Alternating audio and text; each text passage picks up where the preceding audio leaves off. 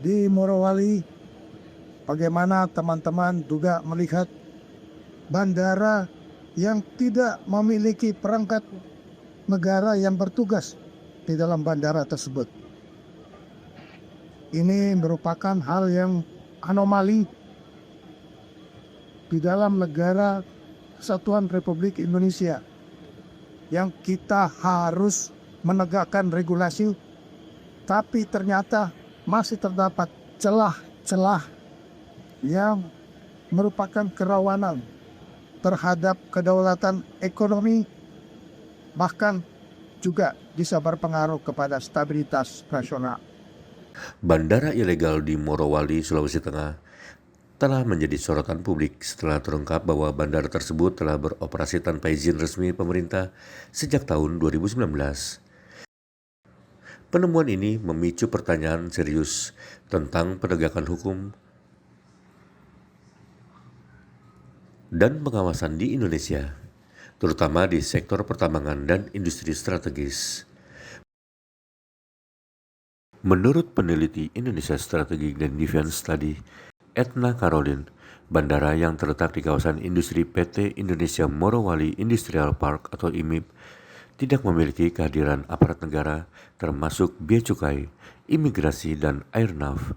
Hal ini memungkinkan mobilitas orang dan barang tanpa kendali, sehingga membuka celah ancaman keamanan nasional. Menteri Pertahanan Syafri Samsudin juga telah membenarkan bahwa bandara tersebut tidak memiliki kehadiran bea cukai dan imigrasi. Ia menekankan bahwa tidak boleh ada negara di dalam negara dan berjanji akan melaporkan temuan ini kepada Presiden Prabowo Subianto. Kasus ini menyoroti pentingnya penegakan hukum dan pengawasan di sektor industri strategis dan pertambangan, serta perlunya transparansi dan akuntabilitas dalam pengelolaan aset negara.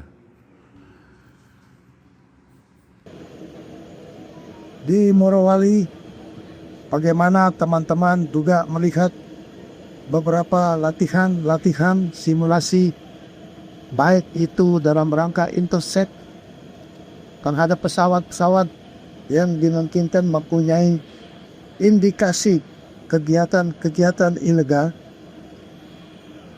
dan intercept ini dalam latihan dilakukan oleh prajurit Tentara Nasional Indonesia terhadap bandara yang tidak memiliki perangkat negara yang bertugas di dalam bandara tersebut. Ini merupakan hal yang anomali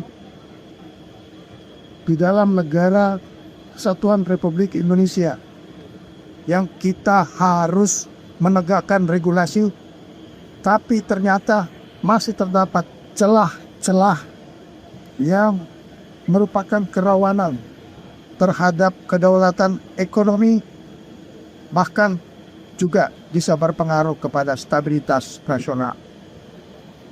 Ini menjadi bagian evaluasi kita untuk melakukan suatu penertiban dan pengamanan dengan melakukan deregulasi terhadap ketentuan-ketentuan yang sudah dikeluarkan. Akan tetapi ketentuan yang kita keluarkan sendiri tidak bisa kita kendalikan sendiri. Ini adalah satu anomali. Kita mengeluarkan peraturan, tetapi kita tidak bisa mengkoordinasikan, kita tidak bisa mengkomunikasikan, dan kita tidak bisa mengendalikan peraturan yang kita keluarkan. Sehingga ini menyebabkan manfaat yang diambil oleh orang lain untuk kepentingan kelompoknya.